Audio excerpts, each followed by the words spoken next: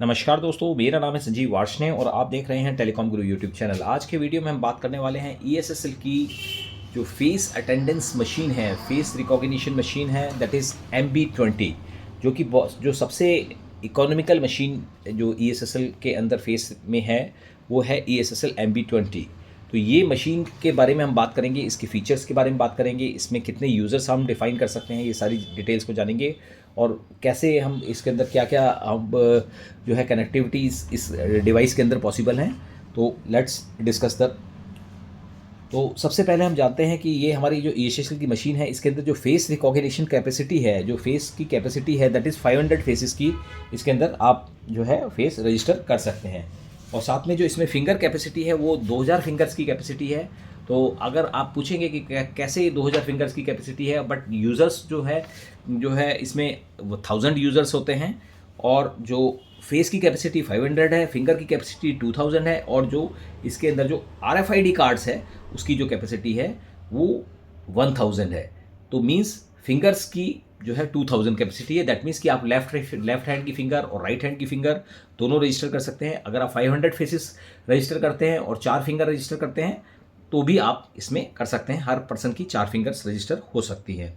और इसमें जो है आप जो डिस्प्ले देखेंगे तो 2.8 इंचज़ का जो है कलर LCD डिस्प्ले इसके अंदर अवेलेबल है। स्टीरियो स्पीकर्स इसके अंदर अवेलेबल हैं। दैट मीन्स कि इसमें डुअल स्पीकर्स इसके अंदर अवेलेबल है कि दोनों तरफ से यहाँ पर साउंड्स आपको इसमें मिलती है। यानी ये देखिए यहाँ पर आप देखेंगे तो 2 स्पीकर्स यहाँ पर डुअल स्पीकर्स जो है स्टीरियो साउंड में इसमें अवेलेबल है, जिससे कि आपको uniform loud and clear voice आपको इसके अंदर मिलता है। इसमें जो है इंटरफेस जो अवेलेबल है, इंटरफेस इसके अंदर TCP IP है और USB है। यानी 2 तरीके से आप इसमें डेटा ले सकते हैं। यहाँ से USB से आप डेटा ले सकते हैं। यहाँ पर रीसेट का बटन है और जो बैक साइड में देखेंगे तो यहाँ पर आपको USB लैन पोर्ट अवेलेबल है, जिस लैन पोर्ट के थ्रू भी आप डेटा आप रिट्रीव कर सकते हैं। और इसके अंदर जो है देखिए यहाँ पर हम अभी इसको एक बार वर्किंग भी करके दिखाएंगे।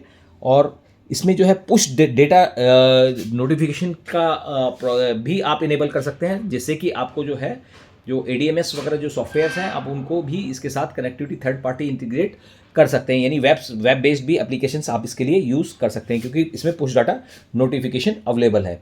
और इसमें जो है आप प्रोफाइल फ़ोटो भी लगा सकते हैं। 200 प्रोफाइल फ़ोटोज़ इसके अंदर आप जो है स्टोर कर सकते हैं। स्टैंडर्ड फंक्शंस की अगर हम बात करें तो इसमें ऑटोमेटिक स्टेटस स्विच अवेलेबल है, सेल्फ सर्विस इंक्वायरी है। दैट मीन्स कि आप जो है अटेंडेंस, कोई भी यूज़र अपनी अटेंडेंस को डायरेक्टली सर्च कर सकता है अपने इस डिवाइस में। उसकी कंटिन्यूस यानी मतलब सेम डे की अटेंडेंस भी यूज़ कर सकता है, लास्ट डे की भी ये चेक कर सकता है और मंथ की भी चेक कर सकता है, वीक की भी चेक कर सकता है और इवन दो ऑल अटेंडेंस को भी इसमें चेक कर सकता है कि किस समय वो पर्सन किस दिन किस समय को किस टाइम पे इन हुआ है, किस टाइम पे आउट हुआ है, और या उस इन बीच में भी जो ट्रांजैक्शन यानी आप बार बार जो एंट्री और एग्जिट हुआ है तो वो भी आप जो है सेल्फ सर्विस क्वेरी के थ्रू इसके अंदर चेक कर सकते हैं। T9 इनपुट अवेलेबल है, 9 डिजिट की आप यूज़र ID इसके अंदर दे सकते हैं। शेड्यूल्ड बेल भी प्रोग्राम कर सकते हैं। दैट मीन्स कि आप अगर ऑफिस टाइमिंग आपका शुरू होता है सपोज 10 बजे, तो आप 10 बजे भी बेल आप उसमें डिफाइन कर सकते हैं, तो ऑटोमेटिकली जो machine will generate a bell.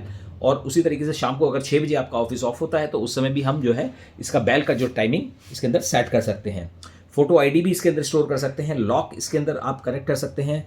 Lock जो है यहाँ पर देखिए बैक साइड में अगर आप देखेंगे यहाँ पर तो ये कनेक्टर अवेलेबल है, जहाँ पर NONC कॉमन यानी ऑल टाइप्स ऑफ लॉक इसके अंदर कनेक्ट हो जाते हैं। दैट मीन्स कि अगर आपको इलेक्ट्रॉनिक लॉक लगाना है, इलेक्ट्रिक लॉक लगाना है या ड्रॉप वोल्ट लॉक लगाना है, कोई भी लॉक आप इसमें कनेक्ट कर सकते हैं। साथ में अगर देखेंगे तो यहाँ पर जो है ग्राउंड और बटन का ऑप्शन भी अवेलेबल है, यानी फिजिकली भी आप एक बटन इलेक्ट्रॉनिक जो स्विच इसके साथ कनेक्ट कर सकते हैं। यहाँ पर आप देखेंगे कि ये यहाँ पर 5 वोल्ट और 0.8 एम्पियर का यहाँ पर इनपुट दिया गया है। यानी ये जो हमारी मशीन है ये 5 वोल्ट और 0.8 एम्पियर यानी ऑलमोस्ट 1 एम्पियर पे यूज़ होती है 5 वोल्ट। तो इसके अंदर अगर कभी भी आपका कोई अडेप्टर वगैरह आप इसमें कनेक्ट करते हैं तो ऑलवेज इसमें 5 वोल्ट 1 एम्पियर का आपको इसमें अडेप्टर कनेक्ट करना है।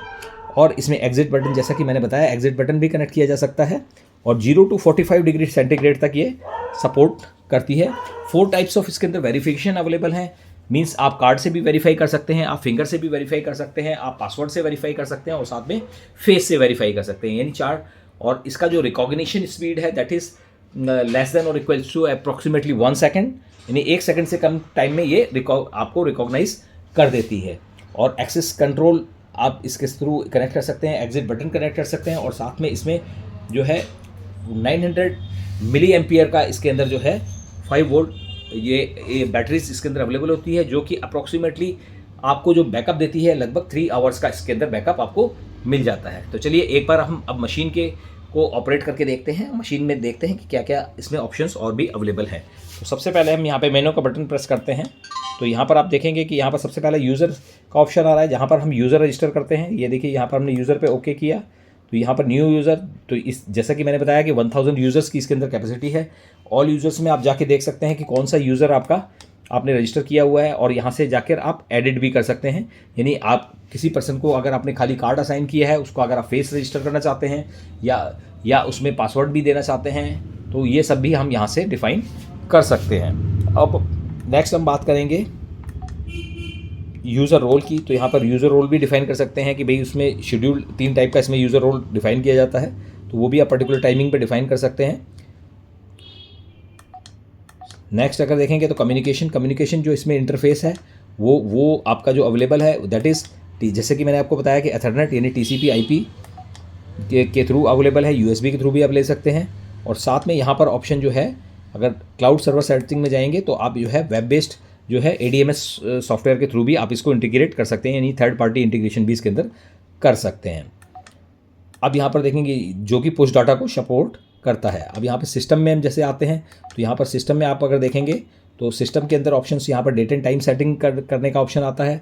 साथ में अटेंडेंस से रिलेटेड कुछ पैरामीटर्स आप सेट कर सकते हैं कि डुप्लीकेट पंच कितनी देर के बाद उसको सपोर्ट करना चाहिए, इस तरीके से कुछ चीज़ें इसके अंदर यहाँ पर सेट कर सकते हैं। और यहाँ पर रीसेट का फंक्शन भी आता है, जहाँ से जाके आप मशीन को कम्प्लीटली रीसेट भी कर सकते हैं। साथ में अगर आपको वर्जन अपग्रेड करना है तो USB अपग्रेड के थ्रू आप जो है नया फर्मवेयर भी इसके अंदर आप अपडेट कर सकते हैं।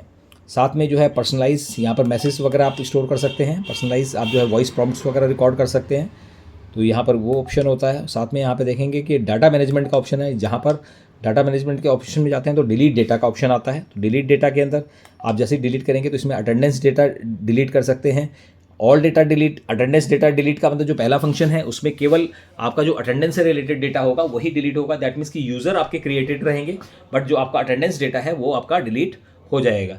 सेकंड जो है डिलीट ऑल डेटा, तो इसके अंदर आपको अटेंडेंस डेटा भी डिलीट हो जाएगा और जो आपके यूज़र भी क्रिएटेड हैं उनके चाहे फेस या फिंगर या पासवर्ड या जो भी आपके इसमें स्टोर्ड हैं वो सारे आपके डिलीट हो जाएंगे। तो अगला ऑप्शन डिलीट एडमिन रोल। तो एडमिन रोल को अगर मान लीजिए आप चाहते हैं कि भाई एडमिन को क्लियर करना चाहते हैं, तो एडमिन रोल यहाँ पे जो थर्ड फंक्शन है वहाँ पर जाकर जो है एडमिन को आप यहाँ पर क्लियर कर सकते हैं। और यूज़र फोटो डिलीट वॉलपेपर जो भी आप अगर डिलीट करना चाहते हैं या एक्सेस कंट्रोल से रिलेटेड डेटा को आप क्लियर करना चाहते हैं तो यहाँ पर आप जाके चूज़ कर सकते हैं। इसी तरीके से बैकअप डेटा का ऑप्शन आता है, जहाँ पर जाके आप पेन ड्राइव लगा के जो है ओके करेंगे, और बैकअप टू डिवाइस या बैकअप टू USB, अगर आप यहाँ पर USB कनेक्ट करते हैं तो आप USB कनेक्ट करके उसमें जो है मशीन का तो बैकअप ले सकते हैं। तो यहाँ पर और इसी तरीके से ऑप्शन है रीस्टोर डेटा, तो आप पेन ड्राइव से जो है उस डेटा को वापस मशीन के अंदर रिस्टोर कर सकते हैं। सॉरी। अब हम नेक्स्ट बात करते हैं, यहाँ पर ऑप्शन आता है एक्सेस कंट्रोल। तो एक्सेस कंट्रोल से रिलेटेड जो पैरामीटर्स हैं वो यहाँ पर सेट होते हैं। तो सबसे पहले आप यहाँ देखेंगे एक्सेस कंट्रोल ऑप्शंस के अंदर, तो यहाँ पर जो है कितने सेकंड के लिए आपको डोर ओपन रखना है। नॉर्मली EM लॉक कनेक्ट होता है तो उसके लिए इसमें बाय डिफ़ॉल्ट 10 सेकंड है, बाकी आप इसको रिड्यूस भी कर सकते हैं, कम भी कर सकते हैं और बढ़ा भी सकते हैं। और इसी तरीके से टाइम शेड्यूल वगैरह डिफाइन कर सकते हैं। और वेरिफिकेशन मोड भी इसके अंदर है, कंबाइंड वेरिफिकेशन। अगर आप चाहते हैं कि मल्टीपल ऑथेंटिकेशन चाहते हैं तो वो भी आप यहाँ पे कर सकते हैं। अब नेक्स्ट आता है USB मैनेजर। तो यहाँ पर USB मैनेजर्स के अंदर आप डाटा डाउनलोड कर सकते हैं, जिसमें कि अटेंडेंस डेटा, देखिए ओके करेंगे अटेंडेंस डेटा आ रहा है, यूज़र डेटा, अटेंडेंस डेटा आपको डाउनलोड करना है तो केवल अटेंडेंस आपकी USB में डाउनलोड हो जाएगी। अगर आपको यूज़र डेटा डाउनलोड करना है तो यूज़र डेटा भी कर सकते हैं, जिसके अंदर की आपकी फेस, फिंगर जो है, कार्ड एंड पासवर्ड वगैरह सभी चीज़ें डाउनलोड हो जाएंगी, जिसको कि आप अपलोड करके भी बाद में बैकअप अपने पास रख सकते हैं। उसी तरीके से अपलोड का ऑप्शन है तो वहाँ पे जाके आप अपलोड भी कर सकते हैं। नेक्स्ट आता है अटेंडेंस सर्च, जो कि एक बहुत ही ब्यूटीफुल फीचर है ये अपने इस मशीन का, कि अगर कोई यूज़र चाहे तो वो अपना अटेंडेंस यहाँ पर सर्च कर सकता है। तो सर्च करने के लिए देखिए, जैसे आप ओके करेंगे तो यहाँ पर यूज़र ID डालनी पड़ती है, और यूज़र ID डाल के ओके करेंगे तो आपको आज की अटेंडेंस देखनी है, कल की देखनी है, इस वीक की देखनी है, लास्ट वीक की देखनी है, दिस मंथ की देखनी है, लास्ट मंथ की देखनी है, या फिर ऑल देखनी है। तो जो भी आप देखना चाहें वहाँ पे सेलेक्ट करके आप ओके करेंगे तो यहाँ पर आप देखेंगे कि कंप्लीट आपको टाइमिंग्स इन एंड आउट की टाइमिंग्स आपको यहाँ पर मिल जाएंगी, रेगुलर टाइमिंग्स। तो यानी आप वहाँ पर जाके यूज़र भी जो है अपना डेटा को देख सकता है टू अवॉइड द कन्फ्यूज़न।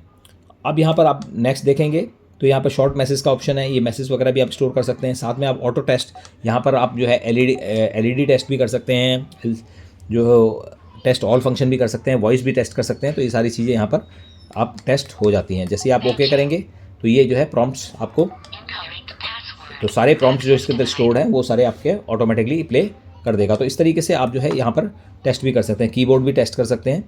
और साथ में लास्ट जो आता है इसके अंदर, दैट इज़ सिस्टम इन्फॉर्मेशन। तो सिस्टम इन्फॉर्मेशन में अगर आप जाते हैं तो यहाँ पर आप देखेंगे कि जैसे ही आप ओके करेंगे तो यहाँ पर डिवाइस की कैपेसिटी शो करेगा कि कितने डिवाइस में कैपेसिटी कितनी यूटिलाइज हो रही है। तो देखिए जैसे यहाँ पर आप सबसे पहले देख रहे हैं कि 1000 यूज़र्स की कैपेसिटी है और जिसमें से कि एक ही यूज़र जो है यूज़ हो रहा है। और साथ में आ रहा है एडमिन यूज़र अभी हमने इसमें डिफाइन नहीं किया हुआ है, तो इसलिए यहाँ पर जो है 0 आ रहा है, पासवर्ड 0 आ रहा है, फिंगरप्रिंट 0 है, जो कि 2000 फिंगरप्रिंट्स में से आप जो है हमने कोई भी फिंगर स्टोर नहीं किया है। इसी तरीके से फेस इसमें 500 में से 0 आ रहा है और कार्ड कैपेसिटी 1 आ रहा है क्योंकि हमने एक कार्ड इसमें रजिस्टर किया हुआ है। तो इस तरीके से आप जो है यहाँ पर देख सकते हैं। अब हम बैक जाके डिवाइस की इंफॉर्मेशन के बारे में जानना चाहें तो फिर यहाँ पर इसमें सीरियल नंबर, यहाँ पर डिवाइस का नेम, मैक आईडी, तो एल्गोरिदम, जो फिंगरप्रिंट एल्गोरिदम, फेस एल्गोरिदम, ये सारी चीज़ें जो है यहाँ पर आपको मिल जाती है। और साथ में लास्ट में जो आता है दैट इज़ फर्मवेयर इंफॉर्मेशन। तो ये किस ईयर में कब आपका फर्मवेयर बना है, और अगर आपको नया फर्मवेयर अपडेट करना है तो इसी फर्मवेयर को आपको चेक करना पड़ता है। तो जैसे कि अभी यहाँ पर फर्मवेयर का वर्जन है 8.0.4.3। तो ये अगर आपको लेटेस्ट वर्जन अपडेट करना है तो आप जो है यहाँ से चेक कर सकते हैं कि भाई आपका फर्मवेयर लेटेस्ट है कि नहीं है। अगर आपका फर्मवेयर लेटेस्ट नहीं है तो आप पेन ड्राइव से फर्मवेयर को डाउनलोड करके जो है मशीन में कनेक्ट कर सकते हैं और यहाँ से जो है इसको अपलोड करके फर्मवेयर को अपग्रेड कर सकते हैं। तो इस तरीके से बहुत ही जो सारे फीचर्स एक छोटी सी मशीन के अंदर, जो एक बहुत ही कॉस्ट इफेक्टिव मशीन है, और इसमें सारे फीचर्स अवेलेबल हैं जो कि नॉर्मली एक्सेस कंट्रोल से लेके जो एक फेस रिकॉग्निशन मशीन में चाहिए होते हैं। तो अगर आपकी रिक्वायरमेंट एक स्मॉल स्केल जो स्मॉल कंपनी की है तो आप वहाँ के लिए बहुत ही सूटेबल मशीन है। और अगर आप चाहें तो आप ये हमें कॉन्टैक्ट कर सकते हैं और इस मशीन को बहुत ही एक बेहतर प्राइस पे पा सकते हैं। Thank you.